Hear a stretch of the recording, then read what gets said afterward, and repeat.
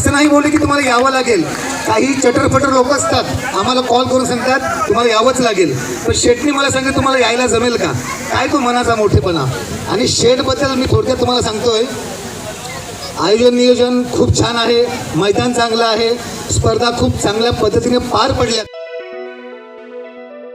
खार्डी-कोशिंबे गावातील उद्योजक प्रभाकर पाटील यांच्या पुढाकाराने आयोजित केलेल्या कोसमाई चषक क्रिकेट स्पर्धा मोठ्या उत्साहाने नव्याने तयार केलेल्या कोसमाई मैदानात संपन्न झाल्या. 8 दिवस आयोजित करण्यात आलेल्या कोसमाई चषक क्रिकेट स्पर्धेत एकूण 84 संघांनी सहभाग घेतला. विशेष म्हणजे ग्रामीण भागातील संघांना पुढे आणण्यासाठी ग्रामीण गटाची स्वतंत्र स्पर्धा घेऊन त्यांना रोख रक्कम व पारितोषिके देण्यात आली. कोसमाई मैदानात आयोजित केलेल्या शहरी व ग्रामीण संघांना समान संधी देण्यात आली. 8 दिवसात पालघर, मुंबईसह ठाणे, भिवंडी येथील अनेक प्रसिद्ध खेळाडूंनी या स्पर्धेत सहभागी होऊन प्रेक्षकांचे मनोरंजन केले. यावेळी पारितोषिक वितरण समारंभात बोलताना फेमस रील स्टार आगरीदादा धनेश गावड यांनी विनोदी किस्सा सांगितला व ग्रामीण भागात भव्य स्वरूपात अशा क्रिकेट स्पर्धा आयोजित करून प्रभाकर पाटील यांनी तरुण खेळाडूंना खेळण्यासाठी व्यासपीठ तयार करून दिलं असल्याचे सांगितले. यावेळी पारितोषिक वितरण समारंभ उद्योजक प्रभाकर पाटील, मराठी दणका मिलिंद किणी, उद्योजक नामदेव पाटील, आगरीदादा धनेश गावड, खार्डी-डोलीव ग्रामपंचायत सरपंच किरण पाटील, ग्रामस्थ व पदाधिकारी यांच्या उपस्थितीत पार पडला. कोसमाई चषक क्रिकेट स्पर्धेमध्ये ग्रामीण गटात सर्वप्रथम येण्याचा मान नारंगी NCC संघाने पटकावला, तर द्वितीय क्रमांक भिवंडी तालुक्यातील पालिवली संघाने मिळवला. तर तृतीय व चतुर्थ पारितोषिक वैतरणा विभागातील श्रीराम क्रिकेट संघ कसराली अ आणि ब संघाने पटकाविला.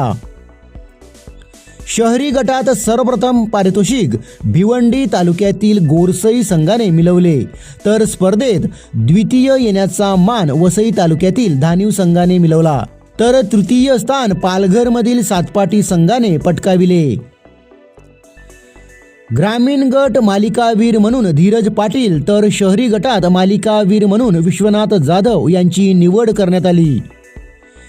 19 वर्षाखालील भारतीय क्रिकेट संघाचा विश्वविजेता कर्णधार आयुष म्हात्रे यांच्या हस्ते कोसमाई मैदानाचे उद्घाटन झाले होते. यावेळी त्यांनी प्रभाकर पाटील यांचा सत्कार केला होता. या सत्काराची प्रतिमा भेट देत मान्यवर व आयोजकांच्या वतीने प्रभाकर पाटील यांचा सत्कार करण्यात आला. सदर स्पर्धेसाठी मेहनत करणाऱ्या गावातील तरुणांचा सत्कार यावेळी करण्यात आला. त्यांच्या सहकार्यामुळेच या क्रिकेट स्पर्धा यशस्वी झाल्या. यावेळी आगरी दादा धनेश गावड काय म्हणाले पाहूया. जमेल का? असं नाही बोलले की तुम्हाला यावं लागेल. काही चटरफटर लोक असतात आम्हाला कॉल करून सांगतात तुम्हाला यावंच लागेल. पण शेठनी मला सांगितलं तुम्हाला यायला जमेल का? काय तो मनाचा मोठेपणा. आणि शेठबद्दल मी थोडक्यात तुम्हाला सांगतोय, आयोजन नियोजन खूप छान आहे, मैदान चांगलं आहे, स्पर्धा खूप चांगल्या पद्धतीने पार पडल्यात. आम्ही यूट्यूबला बघत होतो. बरेच लोक आता काय करतात, गोल्ड मॅन म्हणून मिरवतात.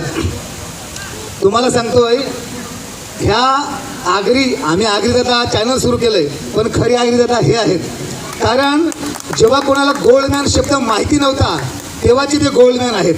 आता काही लोकांनी जमिनी विकून सोनं घातलंय, पण त्यांनी जमिनी विकून नाही तर मेहनतीने स्वतःच्या कर्तृत्वाने सगळं ते तयार केलं आहे.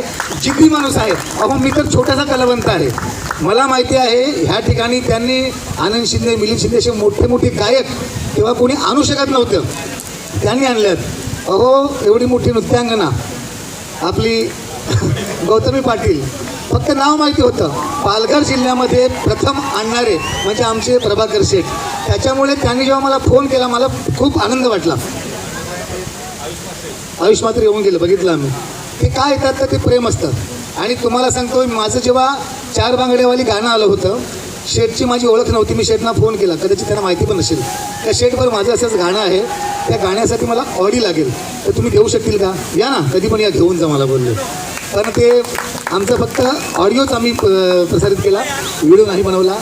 तर सर्व आयोजकांचे आणि खास करून प्रभाकर दादा शेठ, तुमचे खूप खूप आभार की तुम्ही आम्हाला इथे आमंत्रित केलं आणि जो मान सन्मान तुम्ही आम्हाला देतात त्याबद्दल खरंच खूप खूप धन्यवाद.